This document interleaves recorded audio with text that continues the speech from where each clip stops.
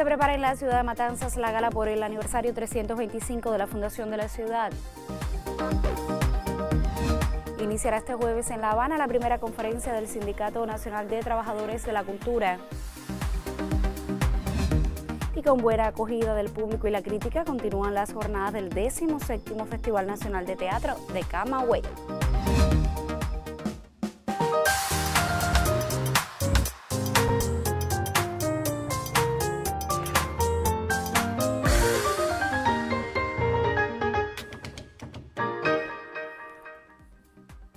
Saludos desde La Habana, es martes 9 de octubre de 2018 y ya abrimos la emisión del noticiero cultural de la televisión cubana. El próximo viernes 12 de octubre la ciudad de Matanzas celebrará el aniversario 325 de su fundación. Una gala cultural en la Plaza de la Vigía frente al emblemático Teatro Sausto reunirá una representación de los artistas del territorio para rendir homenaje a la urbe. El próximo 12 de octubre, Matanzas festejará los 325 años de su fundación, realizará una gala homenaje en la Plaza de la Vigía frente al Teatro Sausto con varias plataformas artísticas. Su director general, Rubén Darío Salazar, nos da sus valoraciones y pormenores del evento. Por segunda ocasión me ha tocado dirigir la gala aniversario de la ciudad. La primera fue en el año 2003, el 310, y ahora el 325.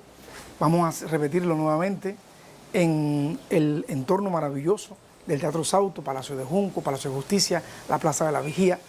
Y por supuesto siempre hacer una gala es hacer una selección de números, de artistas, de personalidades a trabajar.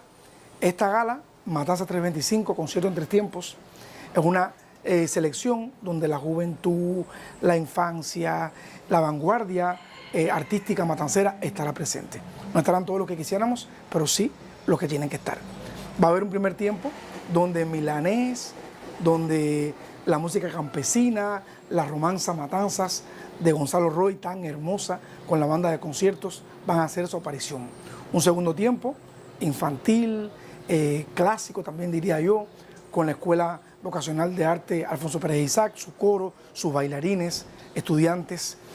Va a estar también la música de concierto, la Bella Cubana de Guay, Rompiendo la Rutina, una versión de Alfonso Acosta y más cosas. Ya en la última parte la juventud se impone.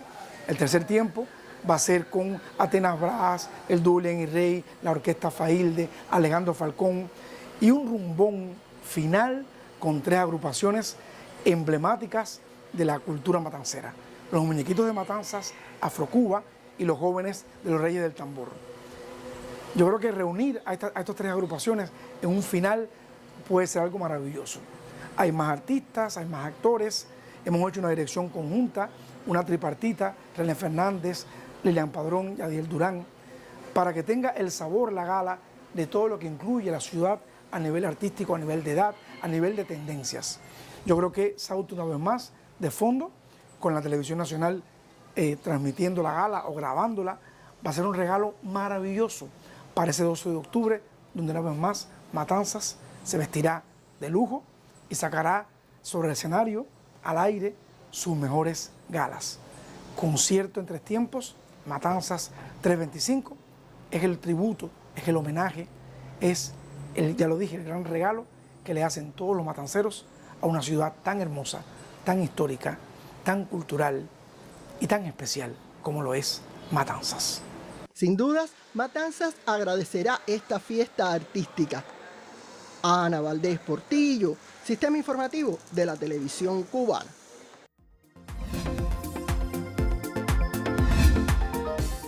Revisamos lo que publican las páginas culturales de otros medios de prensa. La Agencia Cubana de Noticias informa que con la gala artística Un mismo sacrificio, una misma revolución victoriosa, esta noche en el Teatro Manzanillo recordarán el aniversario 150 del inicio de las luchas independentistas en Cuba. Bajo la dirección de Fernando Muñoz Carrasana, en el espectáculo participarán los trovadores Eduardo Sosa y Raúl Torres, el Ballet Folclórico de Camagüey, la compañía Viena Danza, actores del Consejo de las Artes Escénicas Joel Ferrá y la Orquesta de Cámara de Granma. Para homenajear el alzamiento de la de Majagua serán interpretados textos de José Martí, Carlos Manuel de Céspedes, Manuel Navarro Luna y Carildo Oliver, entre otros. Por su parte, la publicación digital Cubací da a conocer que cartas inéditas del escritor Gabriel García Márquez, fechadas entre 1956 y 1978, acaban de ser reveladas en Colombia. Son 50 cartas que el Premio Nobel de Literatura colombiano escribió a su amigo personal Guillermo Cano, exdirector de El Espectador, asesinado en 1986 por los sicarios del narcotraficante Pablo Escobar, en las que le dice: no seré otro escritor de corbata.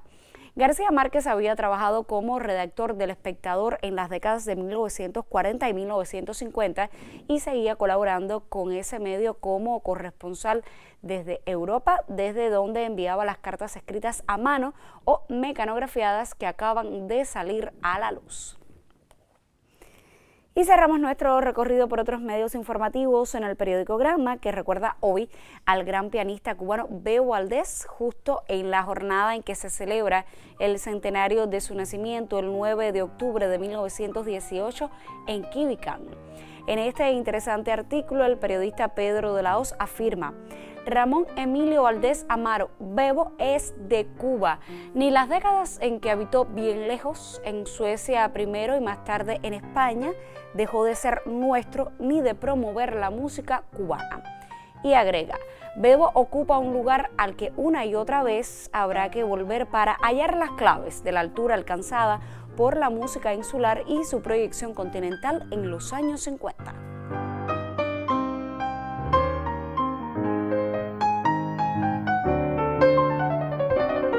Y precisamente con este fragmento de una de las interpretaciones de Bebo, junto a su hijo Chucho Valdés, quien también hoy está de cumpleaños, cerramos nuestra revista de prensa. Ahora hacemos una pausa para mensajes promocionales y al regreso le hablamos de artes visuales. Usted no abandone la sintonía.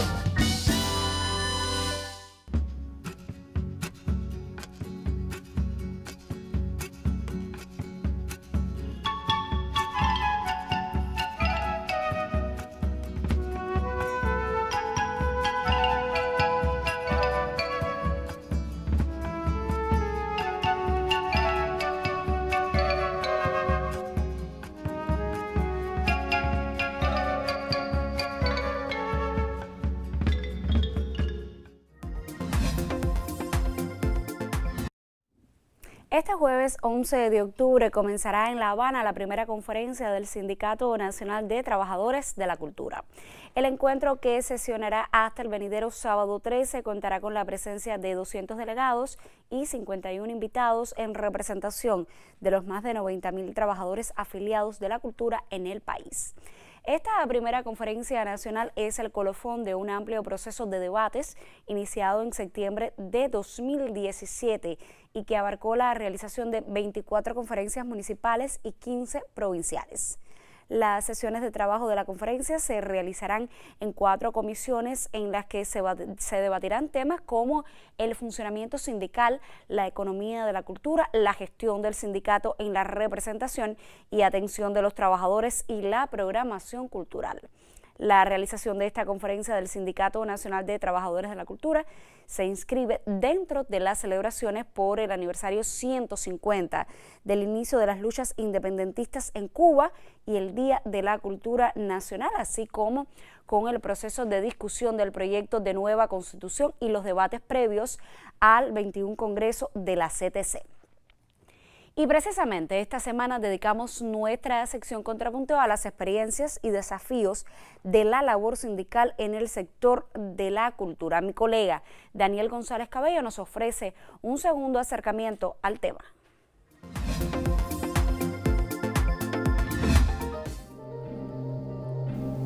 Artistas, escritores, creadores, todos de los componentes culturales de nuestra nación, contamos con una organización que desde hace 4 décadas nos representa y contribuye a establecer diálogos directos entre artistas, directivos y la sociedad. El Sindicato Nacional de Trabajadores de la Cultura tiene ese vital principio de ser portavoz del quehacer de quienes laboramos en el sector cultural y a su vez contribuir a la consolidación de los valores culturales de nuestro país. Notables retos para esta organización. En este contexto realmente actual, el sindicato nuestro tiene un gran compromiso, histórico inclusive. Hay una serie de demandas, de sugerencias, de acciones derivadas de esas sugerencias, en las cuales el sindicato, por su importancia social, tiene que intervenir a partir de toda una serie de elementos que manejan los artistas en bien de la sociedad. Tenemos un reto muy importante a partir incluso de las tareas que atiendo acá en el sindicato, y tiene que ver con las transformaciones que ha venido sufriendo el tema de la emulación socialista, en función de ¿qué? Del reconocimiento moral que hay que hacer llegar a cada uno de los colectivos laborales y trabajadores. En ese sentido, yo creo que el sindicato tiene que trabajar mucho. El Sindicato Nacional de Trabajadores de la Cultura tiene en las actuales y futuras misiones la formación de valores, el mantenimiento de las tradiciones históricas y culturales para el fortalecimiento de la cubanía. Unir a las más nuevas generaciones a sus filas es tarea primordial también de esta organización. Los jóvenes están también intercambiando ideas, y esos son lenguajes que también tienen que sumarle el sindicato de los trabajadores de la cultura a la propia sindicalización.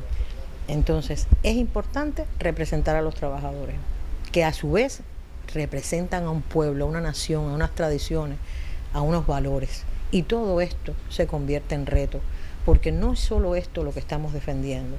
Hay que cumplir con los deberes y derechos de los afiliados de la cultura, que no es solo la cotización, que no es solo la donación de sangre, sino es hacer una asamblea de calidad interna desde su centro de trabajo.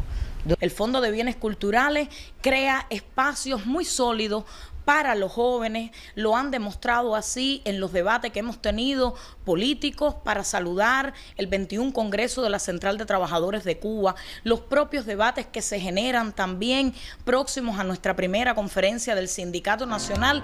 Difundir, socializar y reconocer la labor de destacados artistas de nuestro país es tarea primordial de esta organización sindical que en sus 40 años de fundación busca el rescate y la preservación de nuestros más intrínsecos valores culturales. Daniel González Cabello, Noticiero Cultural. Muchísimas gracias al periodista Daniel González Cabello por estas opiniones que recogió y nos ha ofrecido sobre la labor sindical en el sector de la cultura.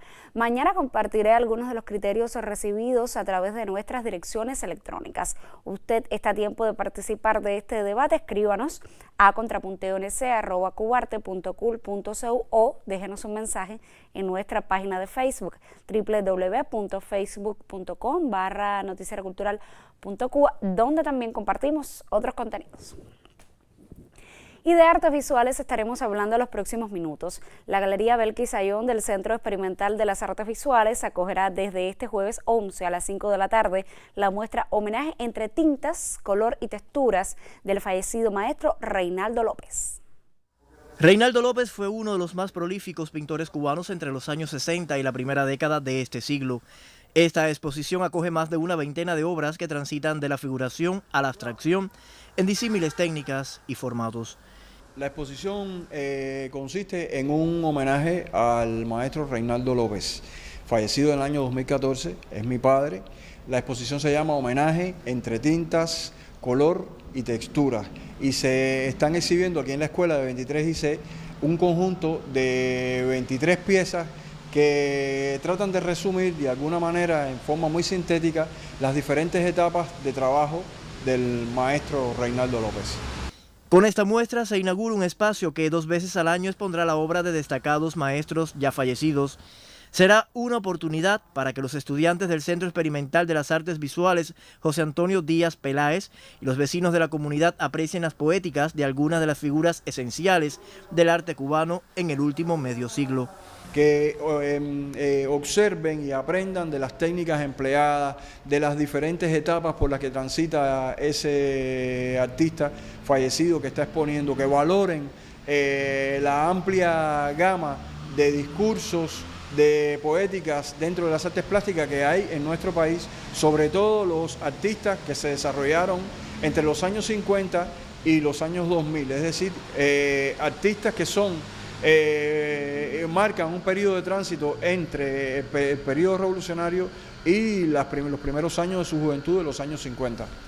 La obra de Reinaldo López prestigia una galería que se inserta en la labor formativa del centro. Tener la obra de Reinaldo López acá es más que un orgullo, es una enseñanza grandísima. Uno siempre sueña con tratar por todos los medios de poder entrevistarse con artistas de esta magnitud, y a veces cuando no los tienen físico en vida, la obra habla por sí sola. En este caso es el ejemplo de lo que te estoy hablando. O sea, la obra de Reinaldo habla por sí sola, acá adentro. Cada pieza es una enseñanza diferente, es una clase magistral prácticamente lo que tenemos acá. El viernes a las 5 de la tarde, la doctora Moraima Clavijo ofrecerá una conferencia sobre los aportes de Reinaldo López al panorama de las artes visuales en Cuba. Yuris Nórido y Roilán Pardo Cabrera para el Noticiero Cultural. Y en esta emisión recibimos al crítico Michael Rodríguez Calviño, quien nos acerca a una muestra que se exhibe por estos días en uno de los espacios del Museo Nacional de Bellas Artes. Bienvenido. Gracias. Narra un antiguo mito taíno cómo, en cierta ocasión, el dios de Minán, Caracaracol, robó al iracundo Bayamanaco los secretos para hacer el fuego y elaborar el casabe. Al percatarse del hurto, Bayamanaco arrojó sobre la espalda del ladrón un guanguayo o escupitajo místico que le produjo una enorme protuberancia. Atormentado por el dolor, de Minán solicitó a sus hermanos que le abrieran la piel. Del corte brotó la gran caguama, tótem taíno por excelencia, ancestral progenitora de los seres humanos. En el arte contemporáneo cubano vemos representada esta hermosa leyenda gracias a la muestra retrospectiva Jesús de Armas, Drama y Utopía, exhibida por estos días en el edificio de arte cubano del Museo Nacional de Bellas Artes. Con curaduría de Laura Arañó, la exposición rinde tributo al etnógrafo, arqueólogo, pintor, dibujante y realizador audiovisual Jesús González de Armas, figura poco visibilizada en el panorama artístico cubano más actual. He aquí otra de las necesarias exposiciones organizadas por los curadores de Bellas Artes en los últimos tiempos. A pesar de que su nombre hoy resulte extraño para muchos, Jesús de Armas desarrolló durante varias décadas una vastísima obra centrada en el universo mítico e iconográfico gestado por la cultura taína en nuestro archipiélago. En consecuencia, su trabajo explora a profundidad los cimientos más autóctonos de la identidad nacional, investigando sus esencias, absorbiendo sus imaginarios, reflejando con ironía y mordacidad el doloroso proceso de conquista y colonización que extinguió casi en su totalidad a nuestros primeros habitantes, a los cubanos originarios. De Armas desempolvó y reprodujo en su poética gran parte de las pictografías y dibujos rupestres que actualmente encontramos en grutas y cavernas dispersas por todo el país. La simbología aborigen, sus concepciones del universo, sus mitos cosmogónicos y antropogónicos, así como el encontronazo con el hombre europeo colonizador y las consecuencias derivadas de esta experiencia traumática, cuentan entre las múltiples temáticas que él reflejó mediante pinturas, carbonadas, bocetos y dibujos. Gracias a Drama y Utopía, hoy podemos apreciar de forma sistemática y cronológica una sustanciosa parte de la producción artística ejecutada por este indispensable creador. La propuesta curatorial, correctamente museografiada, abarca un amplio número de piezas que forman parte de varios fondos museales. Cabe agradecer la inclusión de fotografías y audiovisuales que ilustran el paso de Armas por el Departamento de Dibujos Animados del ICAIC, el cual dirigió desde su fundación hasta 1967. Mitos, ritos, resistencia, humor, erotismo y cubanía hallan cobijo en esta propuesta, ideal para acercarnos al rico universo pictórico de un hombre habitado por esas presencias, esas deidades, esos semíes que hoy definen y enriquecen una parte insoslayable del imaginario cubano. Escucha que todo habla, reza un viejo proverbio africano. A eso nos convida hoy Drama y Utopía, a la escucha visual y al ejercicio de la memoria. Muchas gracias. A ti, Michael, por esta recomendación que nos haces. Yo te espero en próximas emisiones. Ahora vamos a hacer otra pausa en nuestro recorrido informativo y al regreso le hablaremos de artes escénicas. Usted permanezca junto a nuestra señal informativa.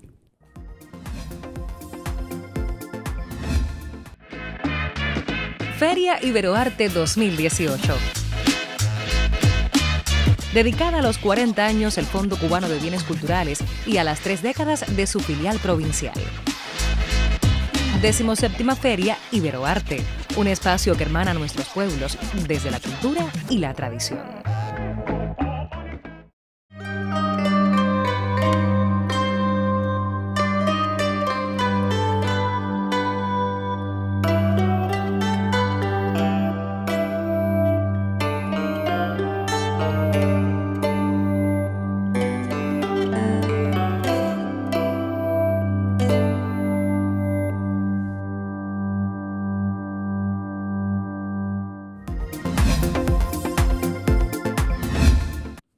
La 17ª edición del Festival Nacional de Teatro de Camagüey llega a varios espacios de esa ciudad patrimonial con un amplio programa teórico y de presentaciones. Desde ese territorio nos ponemos al tanto de las jornadas a través del siguiente resumen.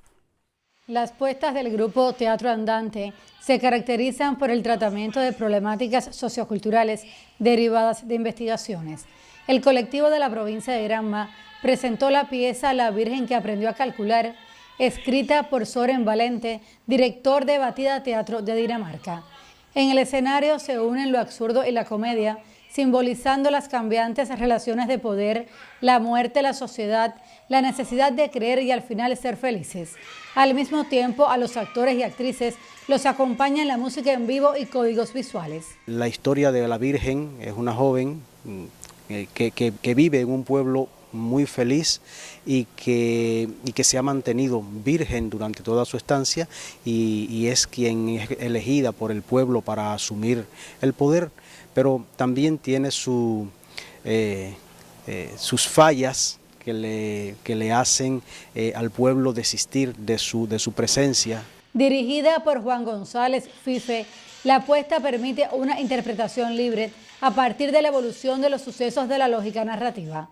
En el teatro principal, La Virgen que aprendió a calcular muestra maneras de cómo el pueblo asume el poder en diferentes circunstancias.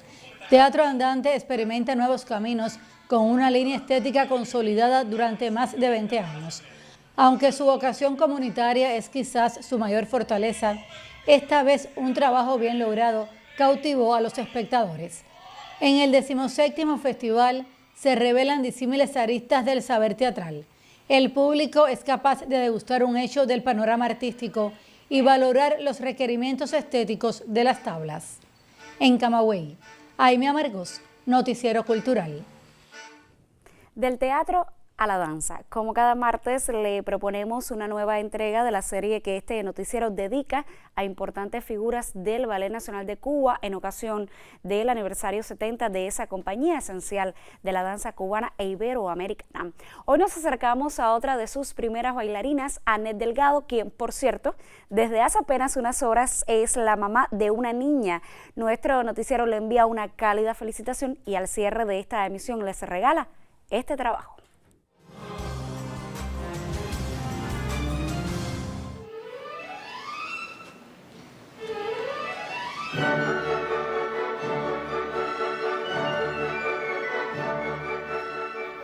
El dominio estilístico, la sensibilidad como intérprete y la poderosa técnica de Annette Delgado han sido destacados por la crítica y el público, en Cuba y en varios países donde se ha presentado con el Ballet Nacional.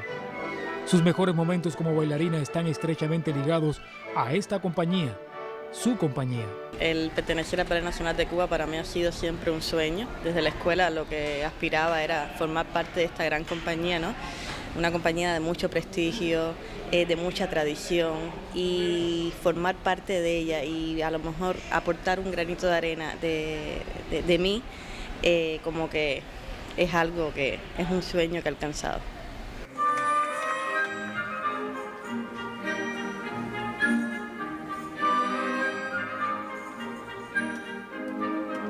Annette se siente deudora de sus maestros, de grandes figuras del ballet cubano y también de profesionales menos conocidos, pero no por ello menos importantes.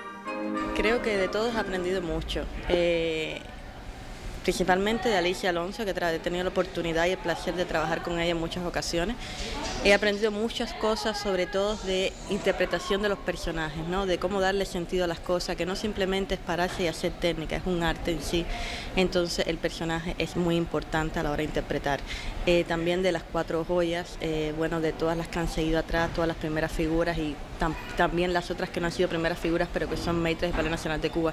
Creo que de todas tengo un pedacito y es algo increíble cómo aprendemos de diferentes formas los consejos que nos pueden dar cada maestro. Ser primera bailarina es el fruto del talento, pero sobre todo del trabajo. Yo creo que es algo bien duro, ¿no? Es un trabajo que de día a día, no es simplemente llegar y formar, ser parte de, ser primera figura de la compañía. Creo que es algo difícil porque es como un ejemplo, ¿no? Es un ejemplo para esos alumnos que continúan la carrera, para esas mismas personas que van entrando a la compañía, que empiezan como cuerpo de baile, pero son después el futuro nuestro, ¿no? Cuando ya nosotros no estemos. Entonces, es una responsabilidad que cargamos en los hombros. Es algo complicado, pero a la vez es el sueño que hablé del principio, desde que estaba en la escuela, que veía esas primeras figuras y decía, algún día yo podré ser como ellas, ¿no? Y creo que lo he alcanzado.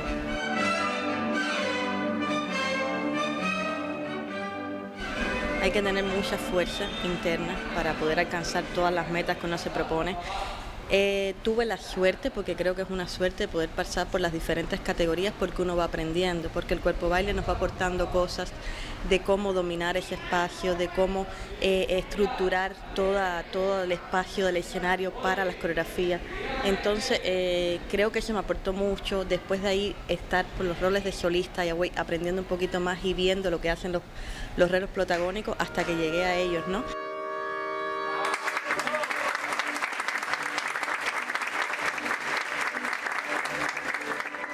Entre sus referentes, Anet Delgado destaca el ejemplo cotidiano de Alicia Alonso. No solamente para mí, creo que para cualquier persona que se decida esta profesión mundial, no solo en Cuba, Alicia Alonso es un mito, es un ejemplo a seguir, porque es admirable cómo bailó, en la época en que bailó y todas las cosas que hacía, ¿no? Entonces, no creo que mi carrera sea tan larga como la de ella, pero sí espero que por lo menos quede algún pedacito, algún recuerdo de Anet Delgado.